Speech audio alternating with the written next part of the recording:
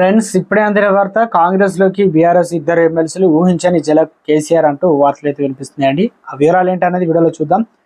వీడియోని పూర్తిగా చూసి కంప్లీట్ గా తెలుసుకోండి. అప్పుడే ఇన్ఫర్మేషన్ అయితే అర్థమవుతుంది. ఇంకెవరైనా సరే ఛానల్ సబ్స్క్రైబ్ అయిపోతే వెంటనే ఛానల్ సబ్స్క్రైబ్ చేసుకుని బెల్ బటన్ యాక్టివేట్ చేసుకోండి. ఇలాంటి ఇంపార్టెంట్ ఇన్ఫర్మేషన్ మిస్ అవ్వకుండా మీ ఫోన్ నోటిఫికేషన్ రూపంలో వస్తుందండి.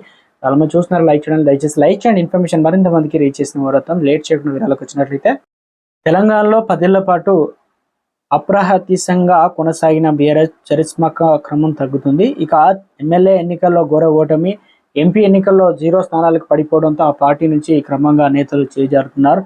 కారు దిగి అధికార పార్టీలో చేరుతున్నారు. ఇప్పటికే కడియం శ్రీహరి, దానం నాగేంద్ర, తెల్ల వెంకట్రావు, పోచారం శ్రీనివాస్ రెడ్డి, డాక్టర్ సంజయ్, కాలే యాదయ్య కాంగ్రెస్ కండువా కప్పుతున్నారు.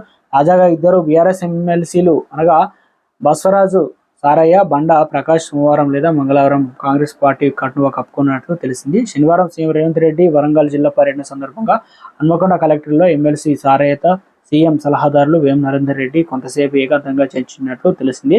అయితే ఆయనతో పాటు ఒకేసారి 10 మంది బీఆర్ఎస్ ఎమ్మెల్సీలను చేర్చుకోవాలని కాంగ్రెస్ సీఎం రేవంత్ రెడ్డి భావిస్తున్నట్లు తెలుస్తుంది.